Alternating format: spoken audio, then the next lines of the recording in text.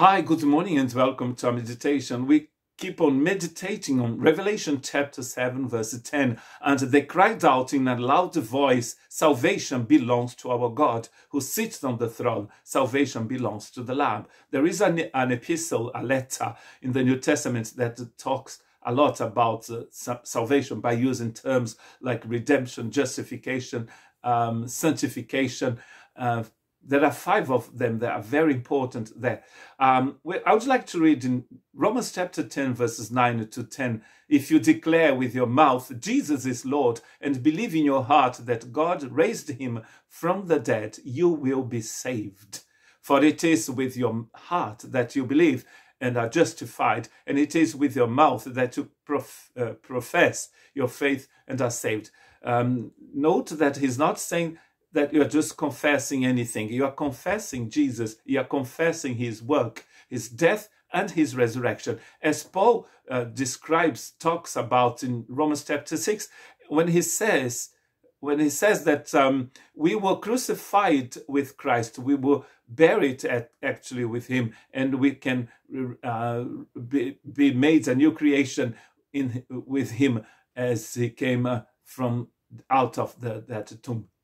And we can come out as well and become a new creation. But sometimes people think that they just have to be called Christians, to belong to a church. Actually, they need to believe and to confess. Romans chapter 3, verse 20 says that therefore, no one will be declared righteous in God's sight by the works of the law. Rather, through the law, we become conscious of our sin.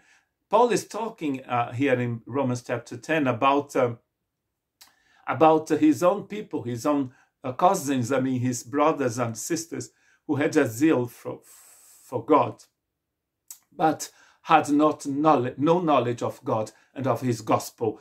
In chapter 10, verses 1 to 8, he says, "Brothers and sisters, my heart's desire and prayer to God for the Israelites is that they may be saved, of course. For I can testify about them that they have got a zeal for God, but their zeal is not based on knowledge."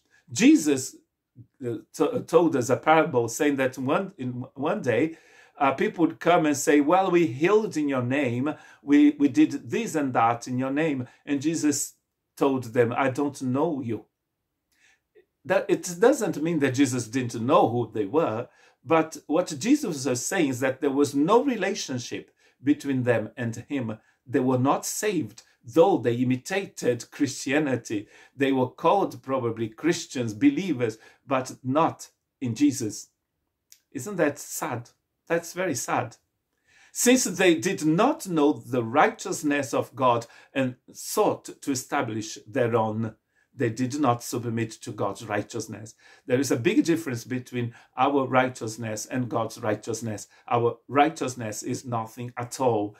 Only God's righteousness can save us. Christ is the culmination of the law, so that there may be righteousness for everyone who believes. Righteousness not because we obey the law, but because we believe in Jesus. That's the difference. We believe in him, we accept him, we accept his work in our lives. Moses' righteousness about the righteousness that is by the law, says Romans chapter 10, verse 5. The person who does these things will live by them. But the righteousness that is by faith says, "Do not say in your heart, who will ascend into heaven," that is to bring Christ down, or who will descend into the deep, that is to bring Christ up from the dead. And it's not you, because some Christians think that they are the ones who have to do everything. No, you cannot do that. Christ has done it. It is finished, he said on the cross, and we are going to celebrate his death and his resurrection in 2 weeks' time. But what does it say? The word is near your heart. It is in your mouth and your heart. That is the message concerning faith that we proclaim. God is not asking you to do it. God is asking you to believe. God bless you.